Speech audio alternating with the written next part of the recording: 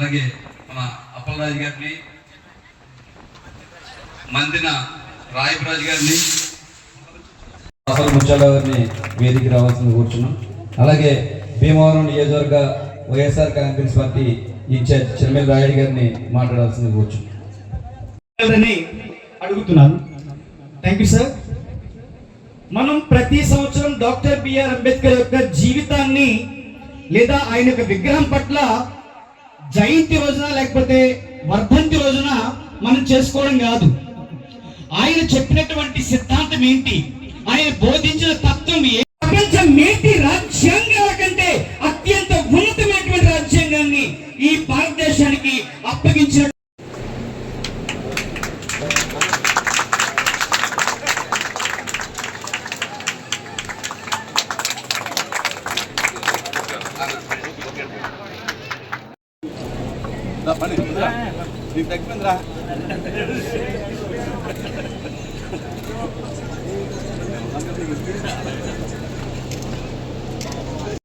బడుగు బలహీన వర్గాల ఆశాజ్యోతి బిఆర్ అంబేద్కర్ గారి విగ్రహావిష్కరణ ఈ రోజున మన గ్రామంలో జరగడం చాలా ఎంతో మంచి విషయం.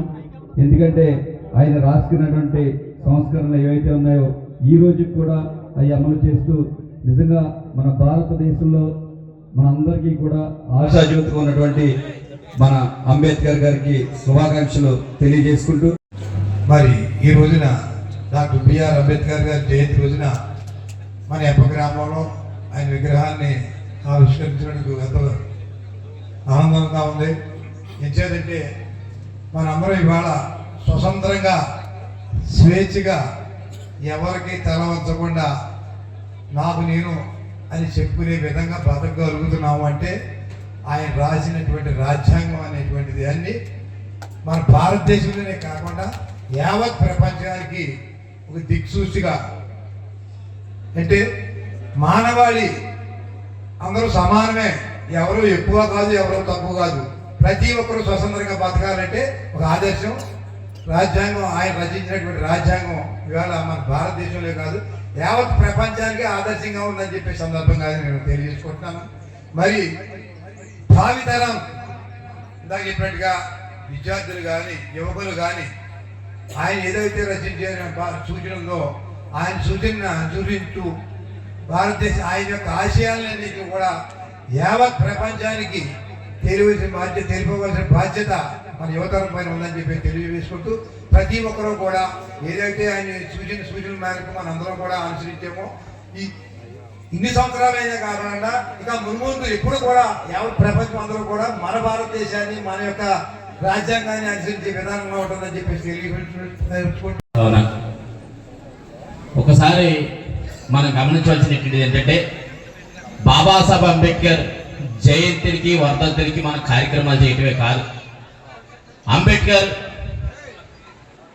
ఈ సమాజంలో అతి పూరి కుటుంబం నుంచి వచ్చినటువంటి వ్యక్తి, అనేక అవమానాలకు గురై ఆయన దాహం అవుతుంటే మంచినీళ్ళు అడిగితే మంచినీళ్ళు కూడా ఇవ్వలేని పరిస్థితి, ఈ సమాజంలో కులమనే ఒక బలమైనటువంటి మతోన్మాద శక్తిగా పెరిగిపోయి మంచినీళ్ళు ఇచ్చే టయానికి నీది ఏ కులం అని చెప్తే నేను మహార కులానికి చెందినటువంటి వ్యక్తిని అని చెప్తే వెంటనే ఆ నీళ్లు కింద పారిపోసేసి అక్కడ అనేటువంటి డ్రైనేజీ చూపించినటువంటి పరిస్థితి బాబాసాహెబ్ అంబేద్కర్ అనుభవించారనే విషయాన్ని మనందరూ కూడా గుర్తు చేసుకోవాలి. తర్వాత ఆయన ఫ్రెండ్ కలిసి ఒక ప్రాంతానికి వెళ్తా ఉంటే జట్కా బండి కనిపిస్తే జట్కా బండి ఎక్కిన తర్వాత ఎదరికెళ్ళిన తర్వాత నువ్వు ఏ కులానికి చెందినటువంటి వ్యక్తి అని చెప్పి అక్కడ కూడా మాట్లాడితే నేను మహారి కులానికి చెందినటువంటి వ్యక్తిని చెప్తే వెంటనే ఆ బండి నుంచి కింద గెంటేసినటువంటి పరిస్థితి, ఈ విషయాన్ని కూడా మనం గుర్తు చేసుకోవాలి. అంతేకాదు ఈ సమాజంలో అస్పృశ్యులుగా అంటరాని వారిగా అనేక అవమానాలకు గురైనటువంటి మన కోసం పనిచేసినటువంటి ఏకైక వ్యక్తి అన్న పెద్దలు డాక్టర్ అంబేద్కర్ అనే విషయాన్ని మనందరూ కూడా గుర్తు చేసుకోవాలి. బాబాసాహెబ్ అంబేద్కర్ ని మనం ఎందుకు ఆచరించాలి, ఎందుకు మనం ఆలోచించాలి అంటే బాబాసాహెబ్ అంబేద్కర్ అనేక అవమానాలకు గురై మనం ఇవాళ అంబేద్కర్ జయంతి అంటే సైలెన్సర్లు ఇప్పేసి లేకపోతే పెద్ద ఫంక్షన్లు పెట్టి భోజనాలు పెట్టి కార్యక్రమాలు చేస్తా ఉంటారు. ఇది కాదు కావాల్సింది. బాబాసాహెబ్ అంబేద్కర్ నీ కోసం నా కోసం మన అందరి కోసం కుటుంబానికి త్యాగం చేసి అవమానాలకు గురై ఇబ్బందులకు గురై మన కోసం కుటుంబంలో పిల్లలందరినీ కూడా చంపుకుని భార్య కూడా సరిపోతే మన కోసం నిద్ర లేక ఆయన అనేక అంశాల మీద అధ్యయనం చేసి ఆయనకి ఇబ్బంది గురైన కాలం చేస్తే ఆయన రాజ్యాంగం ద్వారా ఆయన ఇచ్చినటువంటి హక్కుల ద్వారా మనం మాట్లాడుతూ మన మత స్వేచ్ఛతోటి మనం ఎలా హక్కులు కల్పించి ఇలా మాట్లాడుతా ఉన్నాం అంటే ఇది బాబాసాహెబ్ అంబేద్కర్ ఒక కారణమైన విషయాన్ని కూడా మీ అందరూ కూడా గుర్తుపెట్టుకోమని విద్యార్థులందరూ కూడా తప్పనిసరి పాటించవలసింది. విద్యార్థులందరూ కూడా అంబేద్కర్ భావజాలాన్ని అంబేద్కర్ యొక్క ఆశయాన్ని మనం ఎప్పుడు కూడా ఎదరికి తీసుకెళ్లాలనే విషయాన్ని మీ అందరికీ కూడా కోరుతూ ఇవాళ మీ దగ్గర సోషల్ మీడియా ఉంది, ఫోన్లు ఉన్నాయి. అంబేద్కర్ చరిత్ర మీద స్టడీ చేయండి. అంబేద్కర్ ని ఏ విధంగా అవమానించారో స్టడీ చేయండి.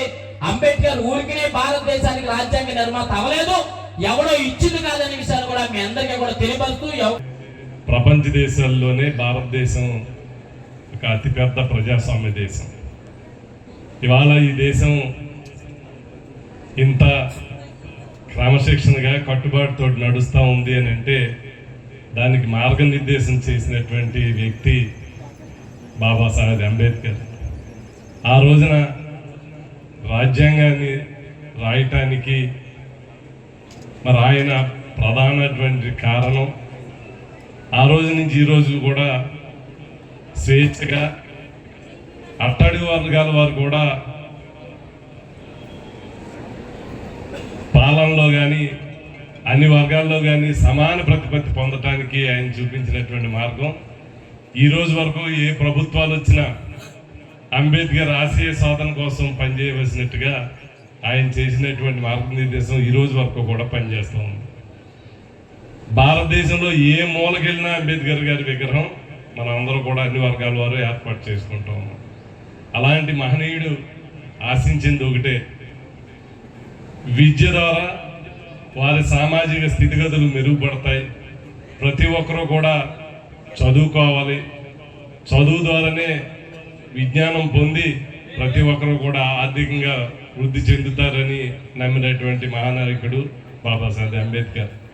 ఆయన ఆశయ సాధన కోసం మనం అందరూ కూడా యువత ఆయన సూచించిన మార్గంలో అందరూ కూడా పనిచేయాలని, ఎందుకంటే వెంప గ్రామంలో ఇంత ఉత్సాహంగా సంఘస్థులందరూ కూడా ఈ అంబేద్కర్ విగ్రహాన్ని ఏర్పాటు చేయటం, మనందరికీ భాగస్వామ్యం చేయటం మీ అందరికీ మరొకసారి ప్రత్యేకంగా ధన్యవాదాలు తెలియపరు. స్త్రీ హక్కుల కోసం స్త్రీ చదువుకోవాలని చెప్పి ఆయన న్యాయశాఖ మంత్రిగా ఒక బిల్లుని ప్రవేశపెడితే ఆనాడు ఉన్నటువంటి ఆ యొక్క కులాహంకారులు, మత అహంకారులు ఈరోజు కూడా కొంతమంది చెప్తా ఉన్నారు సనాతనని. అటువంటి వాళ్ళు ఆ రోజుల్లో కూడా ఉన్నారు. వాళ్ళు ఏమన్నారంటే, ఏంటంటే అంబేద్కర్ నువ్వేం చేద్దాం అనుకుంటున్నావు, మా ఆడవాళ్ళందరినీ రోడ్డు మీద తీసుకొద్దాం అనుకుంటున్నావా, అంటే మా ఆడవాళ్ళకి చదువు చెప్పి మా మీద తిరుగుబడి చేయాలనుకుంటున్నావా, మాది ఎటువంటి కుటుంబం తెలుసా, సనాతన కుటుంబం మాది, మీరెవరో ఇటువంటి చేయటానికి లేదు, మేము వ్యతిరేకంగా ఓటేస్తామని చెప్పి ఆ బిల్లు ఓడిందనమాట. అంటే మహిళలకి చదువుకోవడానికి వీల్లేదని చెప్పినటువంటి మహానుభావులు ఉన్నారు ఈ దేశంలో.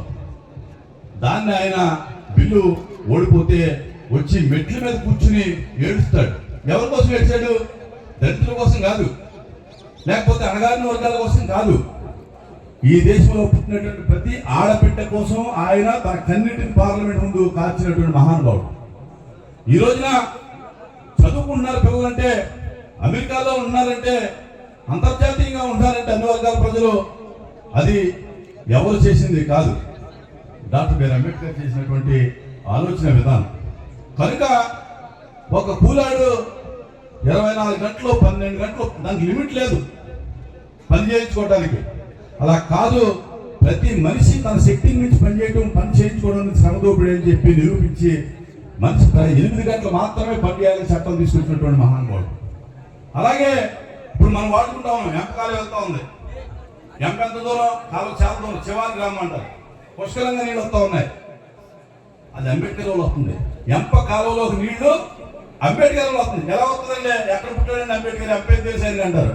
అది కాదు, ఈ యొక్క దేశంలో ఉన్నటువంటి నీటిని నిల్వ చేసి, ఆ నీటిని ఆనకట్టలు కట్టి, ఆ నీటిని వాటర్ రెగ్యులేటరీ ద్వారా ఈ దేశంలో ఉన్నటువంటి అన్ని ప్రాంతాలకి పంచాలి.